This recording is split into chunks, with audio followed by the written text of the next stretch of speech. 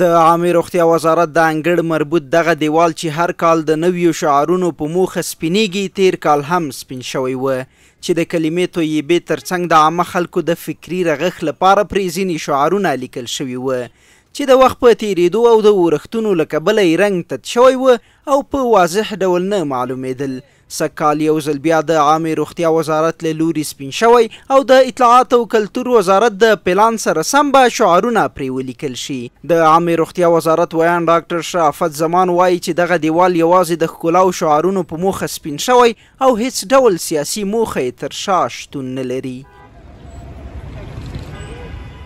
په دغه دیوال باندې ځینې شعارونه چې مخکې د اطلاعات کلتور وزارت په همغږۍ سره لیکل شوي ول موقتا د دې لپاره چې دغه دیوال رنګ شي د سر څخه پرې شعارونه ولیکل شي دا پاک شوي دي. البته کله چې رنګ تکمیل شي دغه څخه وروسته به انشاءالله په دغه باندې بیا هم هغه شعارونه لیکل کېږي چې د اطلاعات کلتور وزارت سره په همغږۍ باندې وي.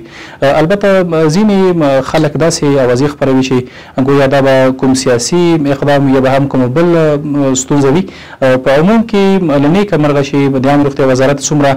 زموږ پراختیایي کارونه دي یا هم زموږ انکشافي کارونه دي که هغه ترمیماتو په برخه کې وي او موږ تیر کال هم عملي کړي او سږ کال هم زموږ پلان همدا ده چې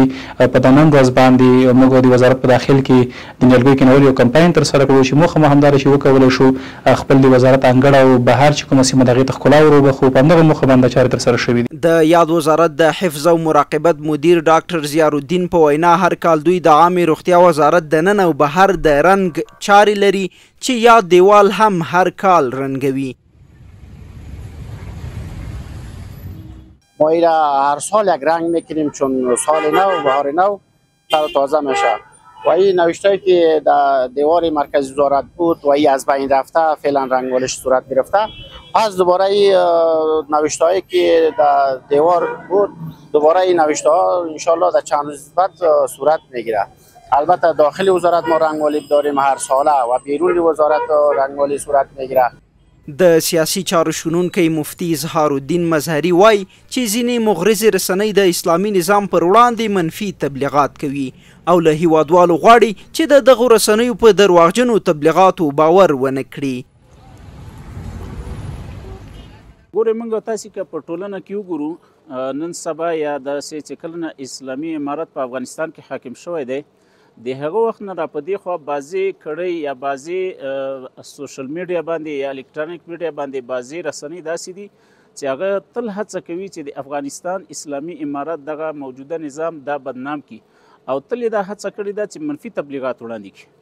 د بیلګې په توګه موږ تاسې سره ډېرې بیلګې شته خو دغه اوس تاسې ولیده د عامې روغتیا وزارت چې 2 ورځې مخکې هغه لیکل څو ډېر زاړه شوي او بیا سپینول اوس دوی د هغو رسنیو د جملې څخه زاویه نیوز شو یا انټرنیشنل شو چې دوی د هیوادوالو ته داسې یو تصویر وړاندې کوي چې ګویا کې افغانان وګوري کلمې رانه کړی یا دا یې وکړل خو پرون بیا تاسې په خپله ولیدل ټول ولس د دې شاهدان دي چې هغه دیوال باندې همغه کلمه بیرته په هغه رنګه ولیکل شوه. نو هیوادوالو ته زموږ دا پیغام ده چې هیوادوال په داسې رسنیو پسې لاړ نه شي. بلخوا عام وګړي د کابل ښار د ښکلا په برخه کې د اسلامي امارت هڅې ستایي او په یاد دیوال لیکنې د ښار د ښکلا لپاره مثبتې بولي. په دې لاره باندې هر سهار ځو راځو مخکې هم دا دیوالونه موږ لیدل چې ډېر کتل سوي او لیکنې سمې نه ښکارېدلې او د شاته دروازه جوړه سوله ماشاءالله په لاره بنده 20 کالونه جوړه سوې ده ډېر خوند کوي او سوده سوله خلکو ته یو سهولت ده او دا لیکنې بیا روانې دي انشاءالله چې یو ځان ته یو نوري ورکړي او ښار ته انشاءالله چې نور هم ښایسته سي. اسلامي امارت د ټولو چارایانو ته خاص پاملرنه کړې ده خصوصا د چارایي د صحت عامې پخوا هم دغه خطونه ممتاز داسې خیره خیره ښکارېده نو اوس ماشاءالله ښه ښکلا یې برابره کړې ده زیاتي سپینه کړه او خطونه یې کروش